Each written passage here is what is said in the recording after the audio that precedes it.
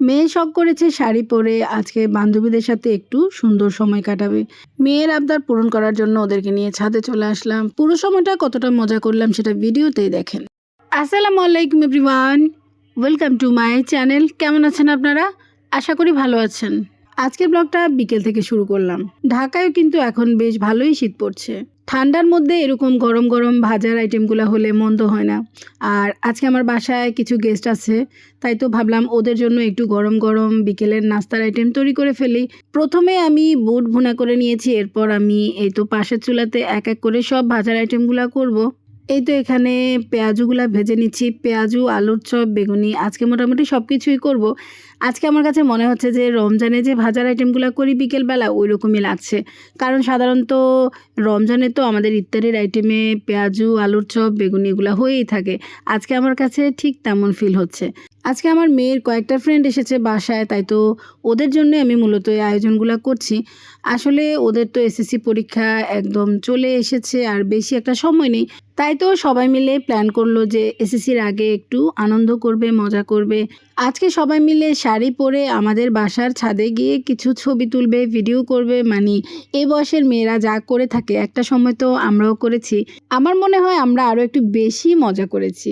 এখনকার ডিজিটাল বাচ্চারা নিজেদেরকে কেন জানি আমার মনে হয় একটা জায়গায় বন্দি করে ফেলেছে। আমি আমার মেয়ের কথাই বলছি, সে তো স্কুল, কোচিং আর নিজের লেখাপড়া এছাড়া তার অন্য কোনো জগতই নেই। যাই হোক, কথা বলতে বলতে আপনারা লক্ষ্য করেছেন আমি আমার পেঁয়াজু, আলুর চপ, বেগুনি সব ভেজে ফেলেছি। এরপরেই তো চলে গেলাম মেয়ের রুমে। দেখি তারা সব ফ্রেন্ড মিলে কি করছে। এই তো এসে দেখি সবাই মিলে শাড়ি পরে অলরেডি রেডি হয়ে নিয়েছে। মাশাল্লাহ, সবাইকে শাড়ি পরে বেশ মিষ্টি লাগছে আমার কাছে। আপনাদের কাছে কেমন লেগেছে কমেন্ট করে জানাতে কিন্তু একদম ভুলবেন না। আমার মেয়েটাকে লেখাপড়ার বাইরে একটু এরকম আনন্দ করতে দেখলে আমার কাছে সত্যি কথা খুবই ভালো লাগে। আমার মেয়েটা আজকে আমার কোনো হেল্প ছাড়া নিজে নিজেই শাড়ি পরেছে। মাশাল্লাহ, এখন নিজে নিজে খুব সুন্দর করে শাড়ি পরতে পারে। আমার কাছেও কিন্তু ওর শাড়ি পরা খুব ভালো লাগে। যাই হোক, ওরা সব ফ্রেন্ড মিলে বেশ কিছুক্ষণ এখানে মজা করলো। তারপর আমি সবাইকে নিয়ে ছুটলাম ছাদে, কারণ আজকে মূলত ওরা এসেছে আমাদের বাসার ছাদে কিছু ছবি তুলবে। এদিকে দেখেন, লিফটে উঠেও তাদের সবার কাণ্ড দেখে তো আমি পুরোই অবাক। সবাই মিলে একসাথে ভিডিও করে নিচ্ছে। আমি আর তাদের কি ভিডিও করব, উল্টো তারা নিজেদের ভিডিও নিজেরাই করছে। তবে ওদের এই দুষ্টু মিষ্টি কাণ্ড দেখে আমি কিন্তু খুবই মজা পেলাম। এই তো এক পর্যায়ে আমরা কিন্তু সবাই ছাদে চলে আসলাম। আমাদের ছাদটা কিন্তু খুবই সুন্দর। আমাদের বাসার এই ছাদটা সবাইরই ভালো লাগে, তাই তো ওরা নিজেরাই বলেছে যে আজকে সবাই মিলে আমাদের বাসায় আনন্দ করবে, ছবি তুলবে। পাগলগুলা ছাদে যাওয়ার পর যা করতেছে কাণ্ড, একবার আমাকে একদিকে নিয়ে যাচ্ছে। আসলে মূলত ওরা আমাকে নিয়ে এসেছে কিন্তু ওদের কিছু ছবি তুলে দিতে। আমাকে তাদের সাথে নিয়ে এসে এখন দেখেন তারা কি করছে। তারা নিজেরাই ছবি তুলছে, তাহলে আর আমাকে কেন ডেকে আনলো? তবে একটা কথা সত্যি, ওদেরকে এতটা আনন্দ করতে দেখে আমার কাছে খুবই ভালো লাগছে। আমি শুধু ওখানে দাঁড়িয়ে দাঁড়িয়ে ভাবছি, আমি যদি আবার সেই ওদের সময়ে চলে যেতে পারতাম তাহলে কতই না ভালো হতো। স্টুডেন্ট লাইফটা যে কত মধুর, কত মিষ্টির, একদিন তারাও কিন্তু মিস করবে, যেমন আমি এখন মিস করছি।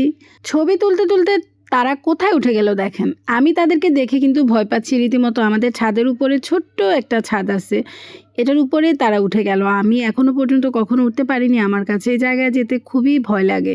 যাই হোক, আমার মেয়েটা অবশেষে সাহস করে তার ফ্রেন্ডদের সাথে উঠলো। এরপরেই তো তারা আবার নিচে নেমে আসছে। এরপর আবার তাদের সবার ইচ্ছে জাগলো, দেখেন স্লো মোশন ভিডিও করবে। তারা এক এক করে সিঁড়ি দিয়ে নামবে আর আরেকজন ভিডিও করে দিবে। দেখেন, একজন নেমেছে, আরেকজন ভিডিও করে দিয়েছে। এখন কি মজা! এই তো এরপর আবার আমার মেয়ে উঠলো, তারপর সে আবার ধীরে ধীরে সিঁড়ি দিয়ে নেমে আসছে। এই ভিডিওটা তার আরেকটা ফ্রেন্ড করে দিয়েছে। ওরা যে শুধু একা একা মজা করছে তা কিন্তু না, আমিও খুব মজা করছি ওদের সাথে। খুব ভালো লাগছিল, খুব ভালো সময় কাটাচ্ছিলাম। আস্তে আস্তে সন্ধ্যা হয়ে যাচ্ছে। এখন তাদের তিনজনের ডিমান্ড হলো তাদের আমি সূর্যর সাথে কিছু ছবি তুলে দিতে। আমি কি আর করব, পরে ওদের তিনজনের কিছু ছবি তুলে দিলাম, কিছু এই যে এখানে ভিডিও করে দিলাম। খুব সুন্দর সুন্দর অনেকগুলা ছবি তাদের তুলে দিয়েছি। আসলে পরিবেশটা এত সুন্দর ছিল। এই সময়টাতে কিন্তু আমার বেশ ভালো ঠান্ডা লাগছিল। আমি মেয়েটাকে তাড়া দিচ্ছি, কারণ আমার মেয়ের আবার ঠান্ডার সমস্যা আছে। ও দেখা যায় এখন মজা করছে, বাসায় গেলে তার ঠান্ডা লেগে যাবে।